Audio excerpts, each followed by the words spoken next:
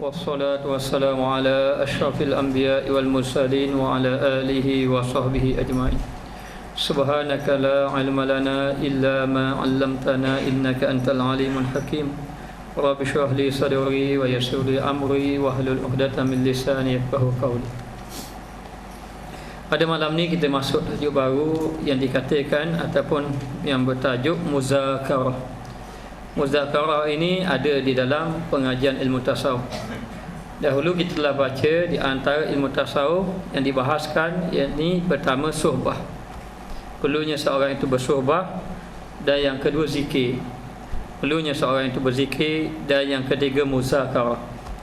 Maka takrifnya muzakarah adalah murid mengambil daripada pengalaman mursyidnya. Muzakarah ini dia tidak dapat pisahkan dengan mursyid. Jadi kita yang belajar ilmu agama mesti kena ada guru yang membimbing kita. Mesti kena ada guru yang sebaiknya dikatakan guru mursyid. Kerana guru mursyid ini dia memimpin rohani kita, memimpin batin kita. Ada pun guru satu lagi dia memimpin zahir kita. Kalau kita sembahyang itu tak apa tertinggal yang sunat, dia boleh betulkan lagi. Tetapi guru yang mursyid ini dia boleh mencabut perasaan ujub, takabur, riak kita dalam beribadat. Ini bezanya. Begitu juga dengan doktor. Ada doktor yang boleh mengubati penyakit zahir saja, tapi ada doktor yang boleh mengubati penyakit dalam, seperti barah sebagai contoh yang perlu dibedah. Ada doktor yang penyakit zahir saja. Maka demikianlah gambarannya. Maka dia muzakarah ialah murid mengambil daripada pengalaman mursyidnya dengan bertanya tentang hukum-hukum syarak yang berkaitan dalam masalah memperbetulkan akidah, ibadat ataupun muamalah. Jadi sebenarnya seorang yang melalui jalan tasawuf dengan arti kata dia melalui jalan ilmu, maka gurunya itu akan memperbetulkan apa-apa yang berkaitan dengan amalan. Kerana bila sebut ilmu tasawuf ini, dia terus kepada amal. Maka guru tadi akan memberitahu yang pertama dia betulnya akidah, supaya akidah kita ini kepada akidah yang syuhudiyah kepada Allah. Apa makna syuhudiyah? Kita punya pegangan kita ini memandang kepada, merasai akan kebesaran Allah. Jadi kita sudah peringkat ilmu tauhid, kita sudah belajar akidah Allah Ta'ala ini berkuasa. Tapi setakat mana mari perasaan takut di atas kuasa Allah. Ini tugas guru. Sehinggalah guru tadi membimbing dia agar sampai dia merasa takut hingga dia mampu meninggalkan maksiat kepada Allah Ta'ala. Maka dikatakan bahawa dia akan membetulkan akidah dan memperbetulkan ibadat. Ibadat pun diperbetulkan, ataupun muamalah, yakni hubungannya dengan Allah Subhanahu Wa Ta'ala. Jadi ini memanglah diambil berat oleh guru-guru, dan perlunya murid tadi dia sentiasa bertanya kepada gurunya, dan gurunya akan sentiasa memerhati dia. Setengah-setengahnya kadang-kadang dia panggil report seminggu sekali.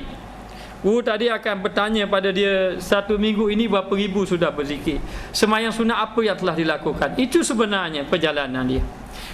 Perjalanan dia. Sebenarnya guru itu memimpin macam tu, bukan sekadar memberi ilmu sahaja. Jadi dia akan tengok dalam masa sebulan banyak mana Quran yang sudah dibaca, ibadat sunat banyak mana, zikir banyak mana. Maka begitu penerusannya. Sehinggalah dia guru tadi akan beritahu, sekarang ini zikir kamu dahulu la ilaha illallah, sekarang ini illallah. Quran kamu ini kena dinaikkan lagi, sembahyang sunat perlu ditambah lagi maknanya. Jadi guru akan melihat sedikit-sedikit dan selalu akan berbincang. Maka dia akan dapat, dia panggil waridat ataupun kedapatan-kedapatan yang berlaku pada hati dia. Sama ada dia mengaku, dia berkata saya sudah berzikir tak rasa apa-apa. Maka guru akan tengok apakah yang menyebabkan dia berzikir ni tak beri kesan. Mungkin salah dari segi cara berzikir, mungkin dia ini tidak mengikuti aturan dia, ataupun dia tidak jaga lagi makan dia, ataupun dia masih lagi bersubah dengan orang-orang yang boleh merosakkan hatinya. Maka guru akan beritahu, kalau macam tu begini. Ini tercatat dalam kisah bagaimana kata silanya Imam Syafi'i dia mengadu kepada Waqi'. Syakautu ila Waqi' an su'il hifzi. Aku mengadu kepada Waqi', yakni gurunya, mengenai buruk hafazan dia, buruk hafalan dia. Sedangkan Imam Asy-Syafi'i ini, kalau dia nak menghafal, dia boleh dengan cara orang baca, dia boleh ingat. Kalau orang baca saja dia dengar, terus masuk dalam hati, ingat. Boleh cara macam tu. Tetapi hari itu dia menghafal, lalulah hafalan dia ini lebih teruk daripada biasa. Lalu dia bertanya kepada gurunya, syakautu ila Waqi' an hiya su'il hifzi. Aku bertanya kepada Waqi' tentang buruk hafalan aku, yang dahulunya sehari ya boleh satu muka, dua lai boleh jadi satu lai saja, tak macam biasa. Lalu fa ausyadani ila tauqi ma'asi. Lalu menunjukkan kepada aku supaya meninggalkan maksiat. Lalu guru dia tanya, ada tak pagi tadi kamu buat apa-apa? Kamu ada tengok apa? Fikir-fikir tak ada. Oh, ada se. Terlihat betih orang buat. Terlihat. Maknanya. Lalu katanya sebab itulah. Jadi ini dipanggil muzakarah. Guru ambil berat perkara-perkara macam ini sebenarnya. Jadi setakat ini pun kita tidak buat macam ni lagi. Nanti insya-Allah kalau diizinkan oleh Allah, ya mungkin kita akan setiap bulan ini kita akan tengok amalan kita dan sebagainya. Ini dipanggil muzakarah antara guru dengan murid, dan murid, guru tak boleh biarkan murid kau pandangmu lah beri ilmu, dia nak beramal dan beramal sudah. Tak boleh gitu. Dalam ilmu tasawuf, antara guru dengan murid ni dia ada kasih sayang. Dia ada, murid mesti ada adab dengan guru, guru mesti kasih kepada anak murid dia, dan guru pun tidak akan membiarkan anak murid dia lalai, dan anak murid pun tidak akan pisahkan diri dia dengan guru dia. Biar ada pertalian tadi. Maka pertalian tadi ini juga boleh membersihkan hati. Lalu dikatakan atau mengemukakan kepada musyrik apa yang berlaku pada diri dia. Maka inilah yang dikatakan muzakarah. Kita dah faham muzakarah, dah bicara ilmu dah. Muzakarah dengan guru. Sebab kita nak biar kita ni ada perubahan, maka dia akan bincang, dia akan berjumpa dengan guru. Biar akan berjumpa dengan guru, guru akan tanya dia apa yang telah berlaku kepada kamu mengenai zikir kamu sebagai contoh. Dia kata saya sudah berzikir, tapi minggu ni saya sibuk sikit, menyebabkan saya terlupa zikir. Terlupa zikir, dah tinggal. Guru kata kamu kena qada lagi. Qada lagi zikir. Kadang-kadang guru tadi beri denda. Beri denda. Denda dia macam-macam lah. Kamu kena puasa sunat hari Isnin, sebagai contoh. Hari Isnin ni kamu kena puasa sunat. Jadi bila guru suruh macam tu atas jalan tabiat, wajib kamu ikut guru, taat pada guru. Hukum puasa tu sunat, tapi oleh kerana ini tabiat guru, guru kata mu kena puasa, maka kena puasa. Sebab tu kalau orang melalui jalan-jalan ini, tidak hairan kadang-kadang guru dia kata kamu tak boleh makan daging. Ikan tak apa, makan ikan, daging tak boleh. Ada juga begitu.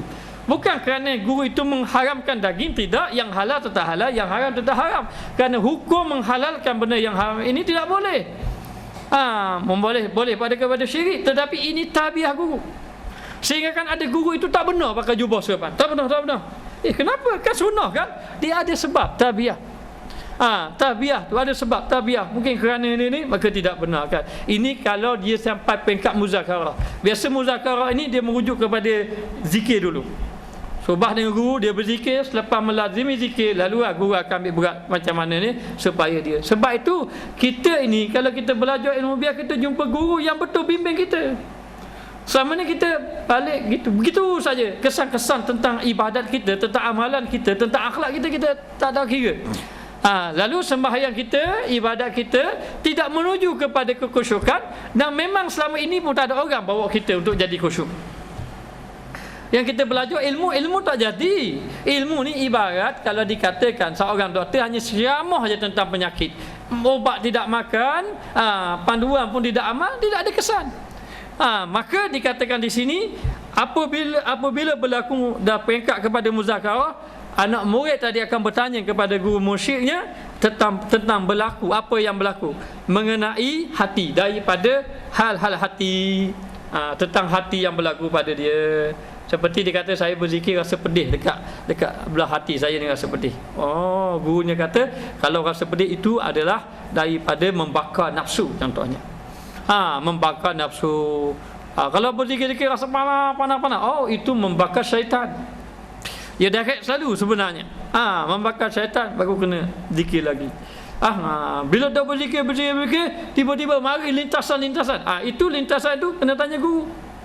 Nanti kita tidak ada guru, nanti kita mari berzikir, tiba-tiba mari suara, kamu ini wali Allah, habis dengan korang, wali aku.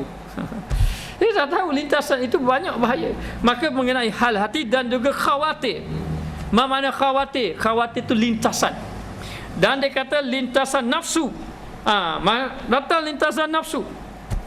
Kita tidak tahu kadang benda itu nafsu. Dia mari lintasan, bangun semayang malam, bangun semayang banyak-banyak lagi.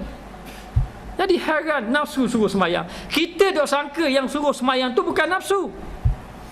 Tapi bila kita semayang, rupa-rupanya kenapa nafsu suruh kita semayang? Sebab masa ketika tu ramai orang tidur dalam masjid. Kita pun mari. Jadi beza dia, sedikit nak beritahu. Beza dia, kalau benda tu suruh buat ibadat tetapi datang daripada nafsu, benda tu jadi mudah dia nak buat. Contohnya semayang malam. Semayang malam ni bukan benda mudah. Kita kena tahan mengantuk kita, tapi hari tu dia jadi mudah. Dia jadi mudah je. Tak mengantuk, tak kata tak boleh tidur. Kemudian desakan dia kuat. Jangan tidur, bangun. Heran, biasanya kalau kita kejut suruh tidur. Tapi dia desakan, bangun, semayang. Mari desakan tu. Kita dah faham itu bagus, tetapi terus dah itu khawatir nafsu. Lintasan nafsu. Dan siapa tahu? Guru tahu.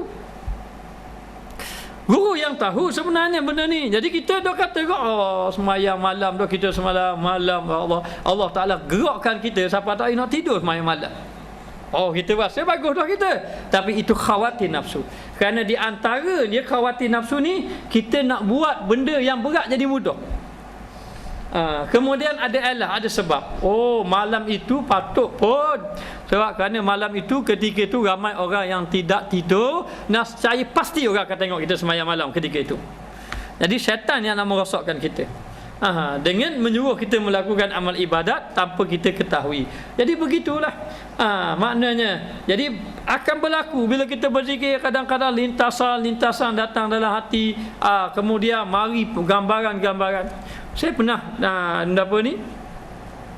seorang itu dia mengadu kepada kita kerana dia beramal zikir di satu masjid lah.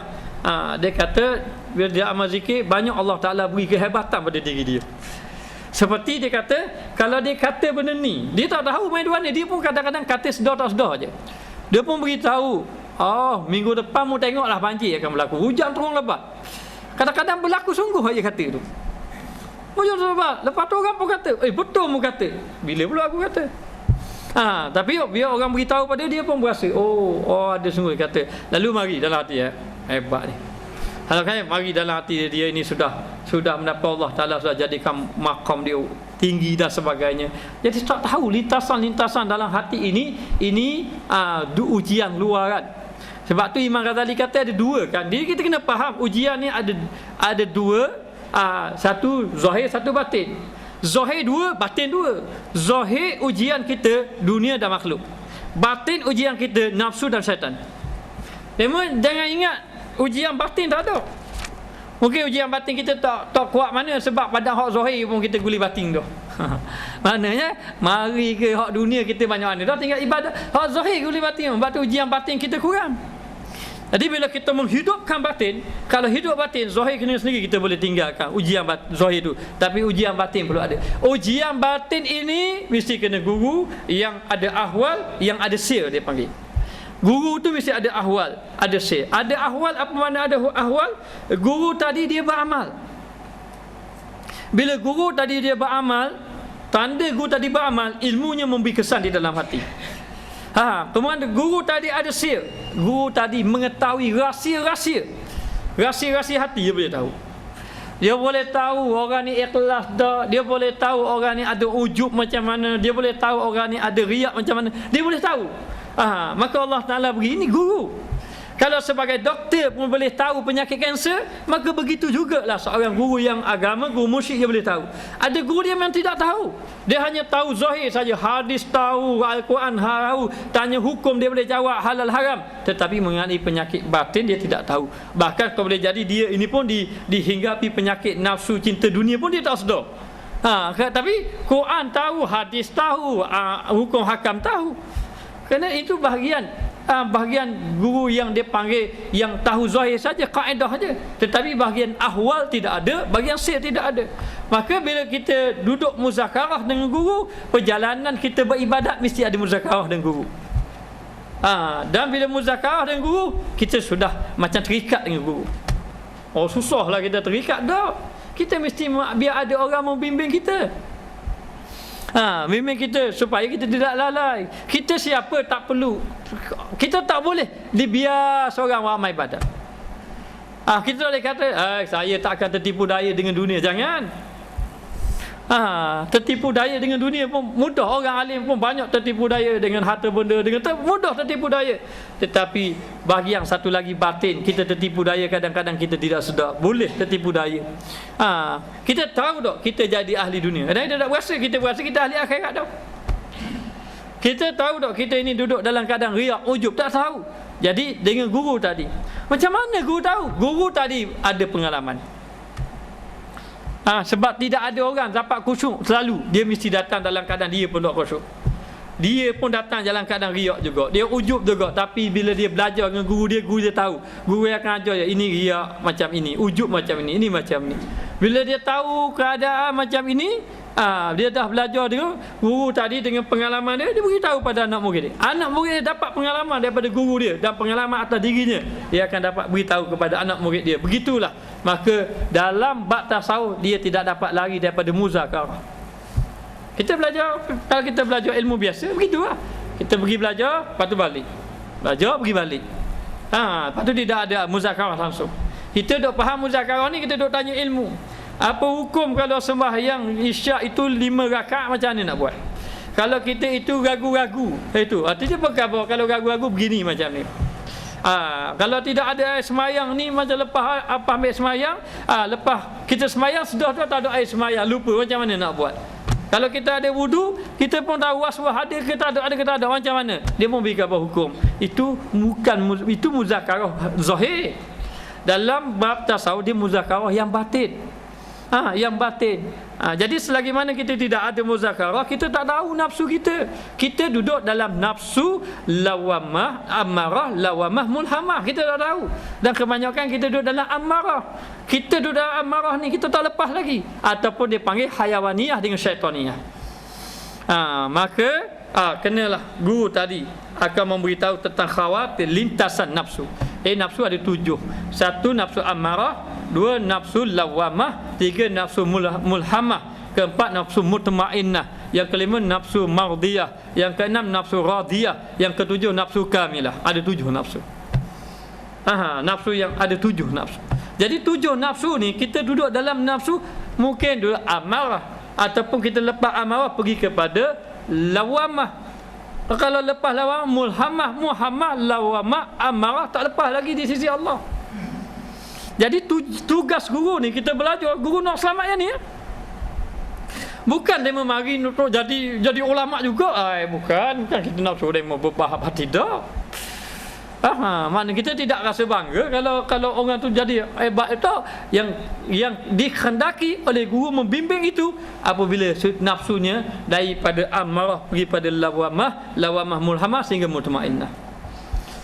Mutmainnah sehingga hati tenang. Ya ayyatuhal nafsul mutmainnah irji'i ila rabbiki radiyatan mardiyah. Wahai orang yang mempunyai nafsu yang tenang, mutmainnah, kembalilah kepada Allah Ta'ala. Dalam keadaan Allah Ta'ala meradai kamu. Maka serta khawatir syaitan, dan juga dia akan beritahu khawatir syaitan dengan khawatir nafsu. Kita ada lintasan di dalam hati. Kalau kita pergi berjalan, sebagai contoh kita berjalan, kita pun tengok saja orang susah daripada jauh. Allah, sian dia. Tak apalah, kita pun selok saja ada 10 riyal. Nak bagi ke dia 10 riyal. Itu dia panggil lintasan malaikat. Lintasan yang baik.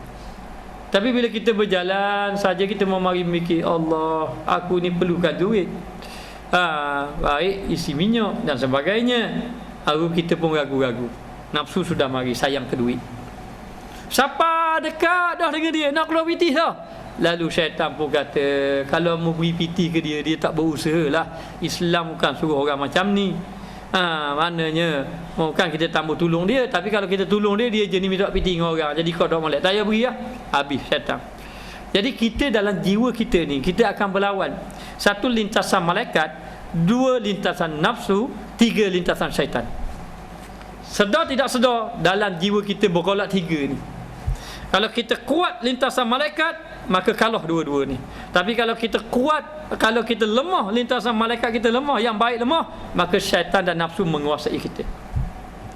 Jadi macam mana kita nak tahu, oh ni nafsu, syaitan? Ini mesti kena ada guru. Kan kita tanya, macam mana saya ini lintasan syaitan dan nafsu ini terlalu kuat? Macam mana kita nak mengalahkan dia? Maka guru akan tadi beritahu macam mana jalan step yang pertama. Sebab tu perjalanan ilmu kan ada dilalui dengan jalan taubat, ada dilalui dengan amal dan sebagainya. Maka khawatir lintasan syaitan yang mengelirukan, menyebabkan dia berada dalam syak wasangka serta waham. Dia duduk dalam syak wasangka. Bila apa? Bila dia tidak dapat beza lintasan-lintasan yang ada dalam hati.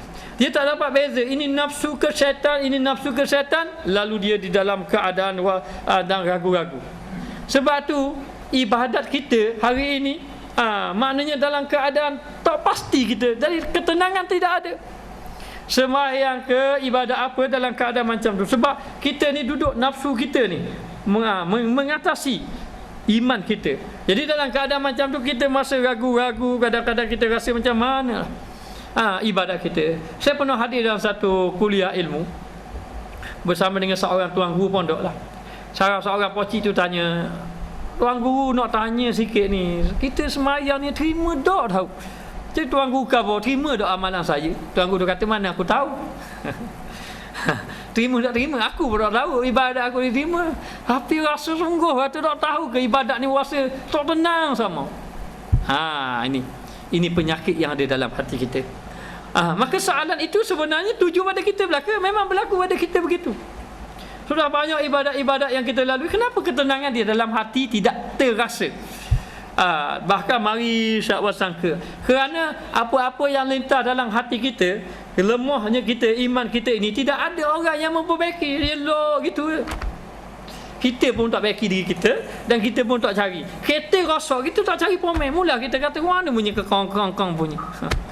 Mana bunyi semua. Jadi kalau kita ni hati kita rosak, maka memang kita kena cari guru. Maknanya kalau kereta kita rosak, memang kita tak boleh biarkan. Kau hidup kau parok rosak. Jadi bila kita bawa jalan, kenapa tak selesa, kita merungut dengan kereta tidak selesa. Tapi kita jumpa orang, tanya orang kata ginilah, kamu tukar tali kipas dah. Oh gitu obat dia. Lepas tu tak tukar dah baru. Dah apa yang berlaku pada kenderaan kita? Tali kipas pun kita tak tukar, tapi bunyi sama. Bunyi sama. Sebab apa? Sebab kita tak jumpa pomen. Maka bila kita jumpa pomen akan buang tali kipas tu, tok kali kipas baru. Lepas tu pomen akan tengok saja. Kalau tak jadi, pomen beki lagi. Itu gambaran dia. Tapi tak boleh kata guru mursyid itu pomen. Mana guru mursyid itu gambaran dia. Kalau kenderaan perlu ada pembaikian. Kalau orang sakit perlu ada obat, perlu ada doktor. Maka penyakit zahir perlu ada doktor, penyakit batin perlu ada guru mursyid. Ibadat kita pun boleh menjadi rosak. Ibadat kita boleh jadi rosak. Maka perjalanan sufi mesti perjalanan muzakarah. Dia kena duduk sama dengan guru. Dia akan memantau dia, guru akan tengok dia, guru akan tentukan kamu macam ni. Cara dia. Maka ini merujuk kepada guru yang ada pengetahuan, yang ada pengalaman dan sebagainya. Macam saya pun tidak tahu amalan-amalan. Tapi kalau berlaku pada diri saya pun, ulama-ulama luar datang baru kita tanya, saya berlaku macam ni apa maknanya? Dan kita pun tanya pada guru kita kalau berlaku. Tapi pada diri kita pun tidak tu. Kecuali kalau guru izinkan, okey kamu sekarang ini boleh memimpin, bawa saja. Kalau ada masalah kamu tak boleh jawab, rujuk pada saya. Kita akan bawa muzakarah. Tapi perjalanan muzakarah pergi kepada zikir dahulu. Bila zikir perlu pergi pada muzakarah. Muzakarah jangan duk faham ilmu bawa kita amal. Ustaz. Ni dalam kitab ni muka surat ni apa maksud? Bukan hal tu. Ni hati ni. Hak hati yang berkaitan dengan hati, yang berkaitan dengan amal, supaya nak taraki dia panggil, nak naikkan kita, nak isra' mi'rajkan kita, nak berjalankan hati kita kepada Allah, dan nak naikkan kita daripada nafsul ammara, lawama, mulhama, daripada insaniyah kepada hayawaniyah, syaitaniyah, insaniyah, malakiyah, rabbaniyah, gitu. Kena nak naik satu. Ini dipimpin oleh guru. Guru yang musyrik. Ni contoh dia. Lalu contohnya syak wasangka, ragu-ragu syak, dan juga waham. Waham ni antara maknanya kita punya keyakinan itu kurang dengan apa yang lebih dengan kurang yakin lebih banyak daripada benda yang kita yakin. Ibadat kita ni kita rasa lebih fikir-fikir lebih tak yakin daripada yakin. Banyak tak yakin pada yakin. Ini masalah. Maka contohnya seperti syak pada akidah keimanan, mengenai syak akidah keimanan, akidah kita, dan pergantungan keduniaan, dan pergantungan kita kepada dunia.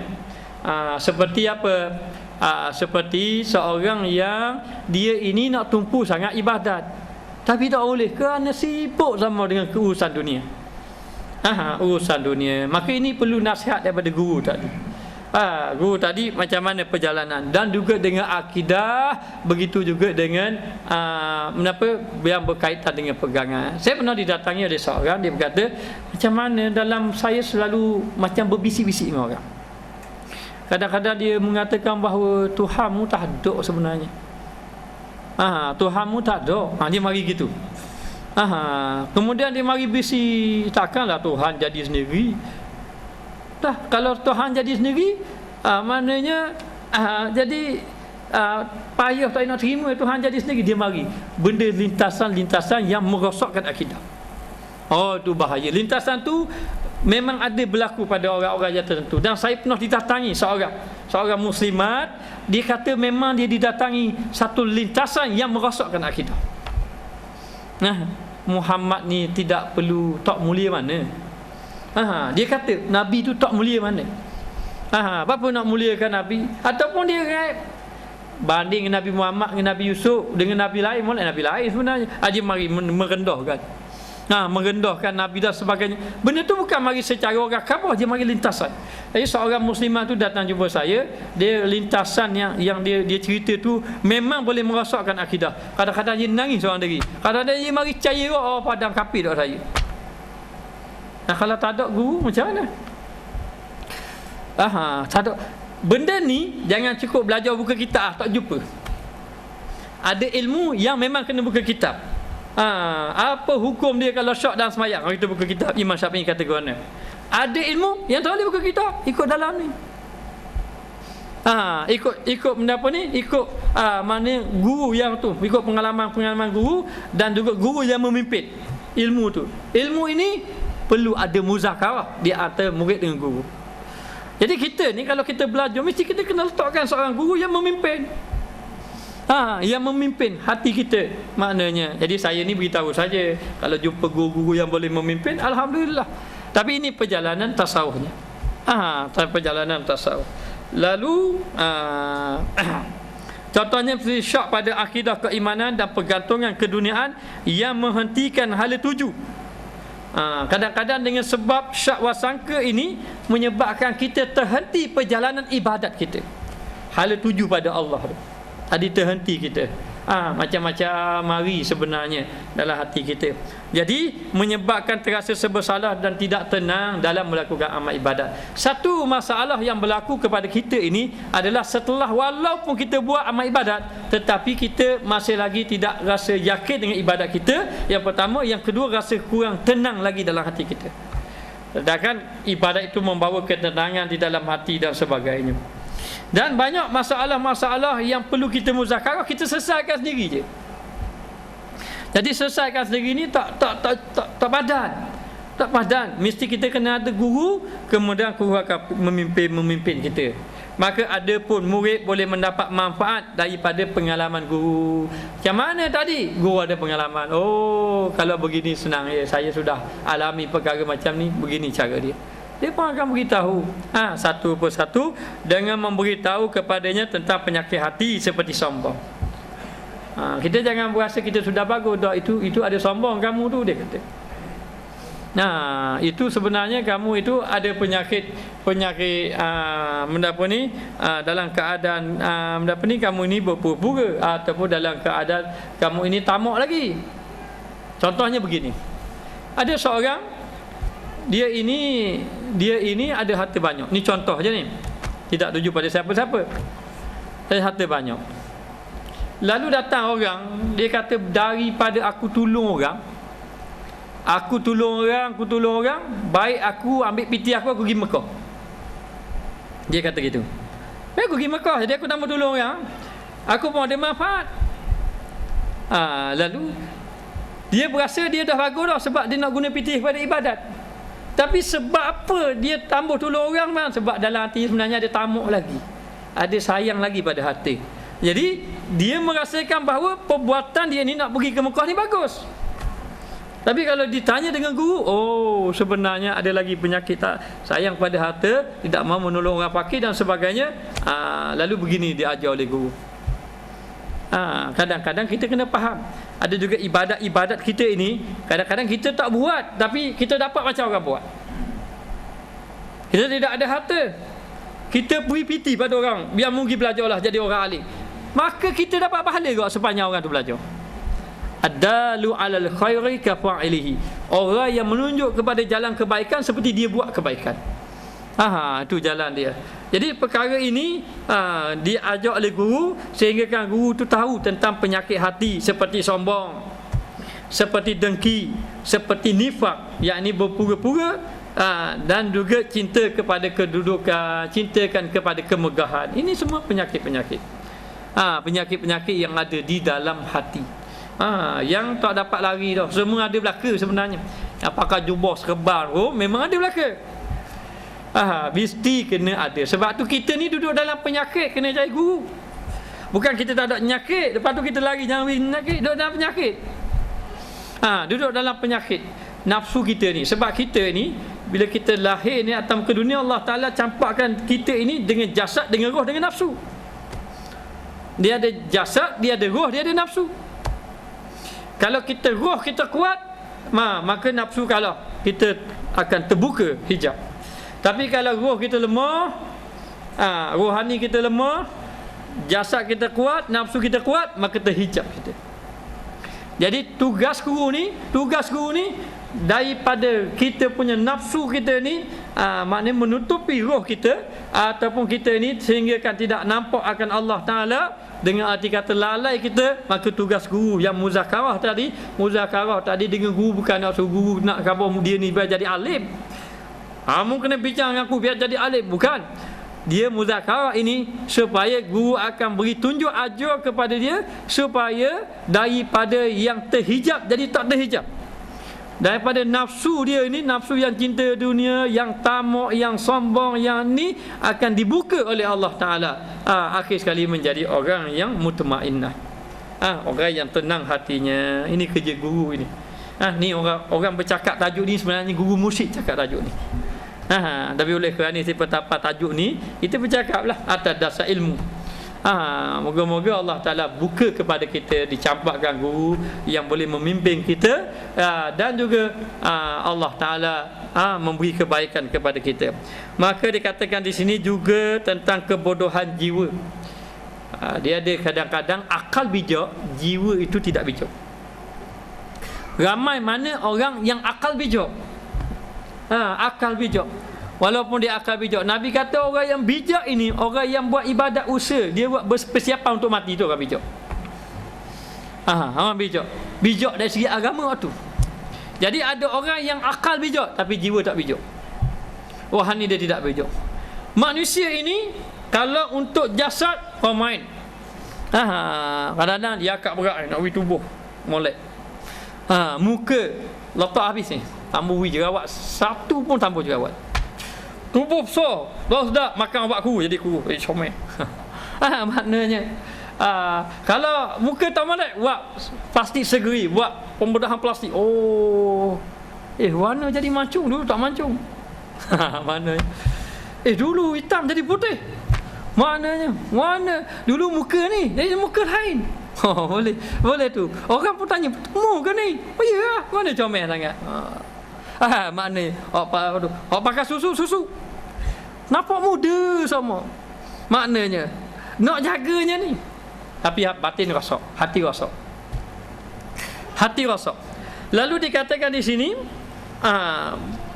dia juga membahaskan muzakarah ni tentang kebodohan jiwa, seperti bertujuan mendapat pujian. Membuat sesuatu perkara untuk dapat pujian. Ini kalau orang pandang daripada mata hati, ini bukan kau bagus, merosakkan hati. Merosakkan hati. Kan sehingga kan kita ceritakan seorang yang sangat masyhur sampai dia beruzlah, kerana dia bimbang hatinya rosak. Beruzlah dia. Siapa yang ada yang orang yang seorang ahli sufi yang menimbulkan fitnah pada orang ramai, siapa orang lari pada dia kata, lega, sekarang ni aku ada Allah saja. Sebab dia tidak mahu kemegahan. Adapun dia tidak mencari itu, tapi Allah Ta'ala beri itu pilihan Allah, dia akan sentiasa jaga hatinya supaya hatinya tidak rosak ataupun hatinya tidak lalai kepada Allah Ta'ala. Jadi dengan tujuan untuk mendapat pujian ataupun untuk mendapat kemasyhuran, dapat masyhur ataupun dapat pujian. Jadi ini yang paling bahaya. Inilah yang paling ditakuti oleh orang-orang yang nak bersihkan hati. Maknanya sebab kadang-kadang kita merasakan bahawa kita sudah duduk di tempat yang baik di sisi Allah. Allah Ta'ala beri kebaikan kepada kita. Sebenarnya kita tak sedar benda itu merosakkan kita. Merosakkan kita. Jadi kena jaga. Datang seorang tu, Allah Ustaz, alhamdulillah Ustaz. Kenapa? Allah Ta'ala beri belaka saya. Belaka macam mana? Saya nak kereta besar dapat. Ni seorang hamba Allah, kereta besar dapat. PT banyak dapat, PT banyak. Maknanya apa-apa tu dia cerita hak dia, tapi saya tak dapat. Kenapa? Nak kahwin seorang lagi tak dapat. Selang beberapa lama dapat sungguh dia. Allah Ta'ala terima belaka.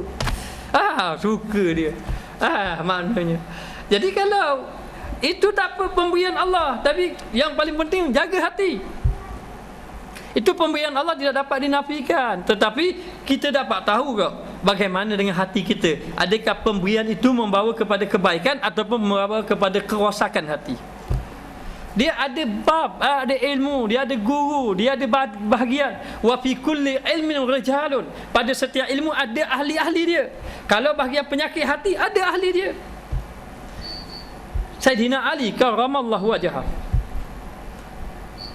Dia tengok orang mengajar di masjid-masjid, dia khalifah. Dia kata orang mengajar tapi masyarakat rosak.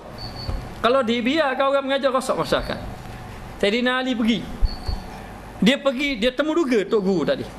Aku nak tanya dua soalan. Apakah yang membaikkan amal, apakah yang merosakkan amal? Tak boleh jawab. Aku tak benar mau mengajar. Keluar. Sayyidina Ali karramallahu wajhah. Sayyidina Ali nak pecah orang, dia test dulu. Jangan dah test. Ni main pecah dah test. Sayyidina Ali dia test dulu. Mu ni layak tidak layak. Yang ditanya ni orang ada ilmu banyak, tapi dia nak tanya batin ilmu tadi. Dia ada sahih, dia ada batin. Jadi nak tanya batin ilmu.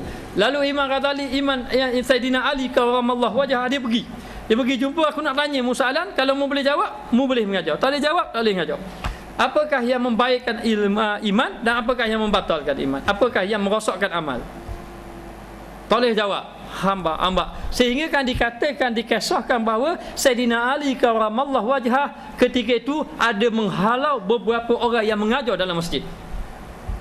Kerana apa? Kerana orang yang mengajar itu tidak ada ahwal. Apabila setelah dia melihat, Sayyidina Ali melihat orang yang belajar dengan guru itu, anak muridnya tidak berubah. Habis mengajar apa anak murid tidak berubah? Tidak ada akhlak ini. Lalu dia tak pecat anak murid ramai-ramai. Dia pecat guru. Tapi sebelum pecat dia tanya dulu. Tanya tak boleh jawab. Dan Sayyidina Ali ada yang tidak benar terus, ada yang menghalau pun terus. Ada. Sehingga Sayyidina Ali berjumpa dengan Hasan al-Basri. Ketika itu Hasan al-Basri budak lagi, tapi sudah boleh mengajar. Katanya umur Hasan al-Basri ketika itu baru belasan tahun. Lalu dia tanya, aku nak tanya kamu, wahai Hasan al-Basri, kamu seorang guru yang muda, seorang budak lagi, aku nak tanya kepada kamu, kalau kamu boleh jawab, teruskan. mengajar. Kalau tak boleh jawab, aku akan halau macam orang lain kok. Apakah yang merosakkan iman dan apakah yang membaikkan iman, apakah yang merosakkan amal? Lalu dia kata membaikkan iman itu adalah warak, yang merosakkan amal adalah tamak. Kata Saidina Ali, kamu seorang boleh mengajar, yang lain aku halau dah, tak boleh mengajar. Mananya? Sebab apa? Dia tengok tidak ada batin. Tidak ada batin. Batin ilmu itu tidak ada. Jadi perlunya ada muzakarah tadi untuk membaikkan, kerana inilah intipati ilmu. Kalau orang kata nak ilmu itu, saya belajar ilmu nanti habis banyak-banyak ilmu saya pandai. Bukan hal tu. Bukan hal tu tambah hal tu kerja ulama dah, dia pun nak jadi ulama. Sebab tu kata guru saya, dia kata menjadi ulama ni untuk dua. Satu untuk apa? Untuk menyelesaikan masalah ummah. Menjadi ulama ini untuk menyelesaikan masalah ummah. Mesti kena dia jadi ulama ni untuk menyelesaikan masalah ummah. Yang kedua, untuk mempertahankan ilmu Islam tadi, supaya ilmu Islam tadi tidak hilang. Tiba-tiba tak ada orang pandai ilmu ni, tiba-tiba tidak ada orang pandai ilmu ni. Jadi dia kena belajar. Belajar tu supaya ilmu ni ada sama. Dan ada orang meneruskan ilmu ini. Dan satu lagi, untuk menyelesaikan masalah ummah. Walaupun apa benda dalang-dalang dia kena belajar, takut nanti ada orang tanya. Ini kerja ulama untuk dipersoalkan. Apa hukum?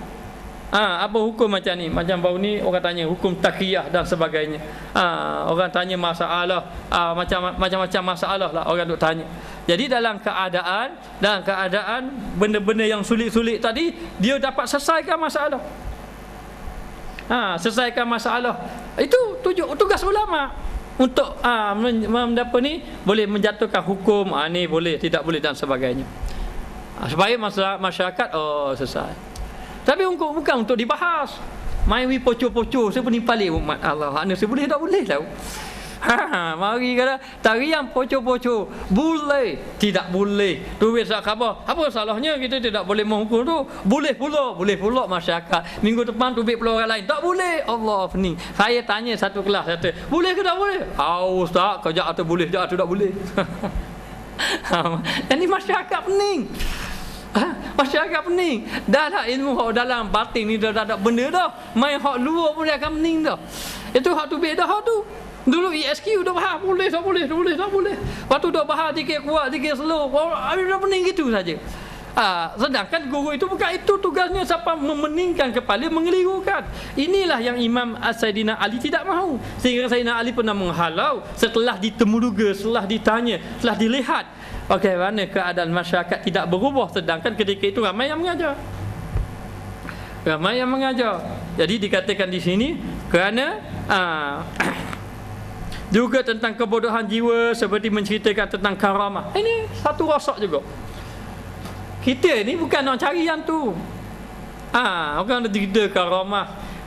Walaupun mungkin dia tak kata dia wali, tapi dia cerita sama Allah. Saya tak boleh sebut sikit. Kalau saya sebut siapa lalu. Jadi satu hari tu rasa lapar perut. Kan bawa orang rumah, rasa nak makan ikan 3 rasa. Dah molek 5 minit siapa lalu Ustaz. Anak murid kata, ni bawa Tok Guru Wali ni. Tok Guru Wali. Ni nak cari. Nak cari Tok Guru gitu. Ada seorang mari tanya, Ustaz, saya dapat daripada seorang ustaz, kalau kita beramal piti 50 hia ada amal. Tapi saya tak cukup. Ustaz ada tak amalan dia 100 hia? Dah mana pelik-pelik kan? Kita kata kalau mu ambil dengan kita daripada 50 hia jadi 1 hia, no tak? Kalau nak cari hak pesen, kalau dia menjumpa hak dia beramal zikir boleh 50 riyal tu mujur lah. Orang duduk dengan kita, beramal zikir daripada 50 riyal jadi 5%. Jadi apa nak benda apa ni? Siapa duk tanya benda-benda hak pelik-pelik macam tu. Maka dia kata menceritakan tentang karamah yang berlaku pada diri. Ni pun benda-benda yang merosak. Dan juga sifat menunjuk-nunjuk bertujuan untuk mendapat kepujian, dapat pujian ataupun kemasyhuran, serta banyak lagi sifat-sifat lain yang tidak disebut, yang terdiri daripada sifat kekurangan ataupun sifat-sifat yang tidak disebut. Macam-macam lah sifat-sifat yang tidak tersebut. Tidak disebut yang terdiri daripada sifat kekurangan. Itu semua dilakukan bertujuan untuk jalan melepaskan diri daripadanya. Jadi sekarang ini guru tadi dia kena memimpin inilah, jangan jadi rosak. Kita belajar-belajar ni jangan jadi rosak yang ni lah. Rosak ibadat kita, rosak amal ibadat kita, akal kita, rosak hati kita. Maka kena melalui, kita kena melalui jalan ini, jalan pembersihan hati. Jalan pembersihan hati yang kita mengadu ataupun berbincang dengan guru ini dipanggil muzakarah antara guru dengan murid, agar murid dalam keadaan selamat selalu dibimbing. Jadi kalau ibaratnya kalau jalan sesat, dia pun telefon, mana ni masuk lorong mana ni? Oh, guru kata masuk lorong ni lorong kiri, salah tu baik malah masuk lorong kanan. Itu barat macam tu. Lama-lama siapa kau? Jadi dengan syarat guru tadi pun sudah sampai kepada Allah, guru tadi pun sudah dibersihkan, dan guru tadi ada pengalaman yang berlaku. Kalau dia duduk dengan seorang guru, guru tadi tu tidak ada pengalaman, guru tu mesti kena merujuk kepada guru yang ada pengalaman. Kena ada pertalian agar tidak lalai kita kepada Allah Subhanahu Wa Taala. Ini baru mengenai sedikit yang kita bahas tentang muzakarah. Di antara guru dengan murid yang merupakan jalan, salah satu jalan orang-orang sufi untuk membersihkan hatinya kepada Allah Subhanahu Wa Taala. Wallahu a'lam.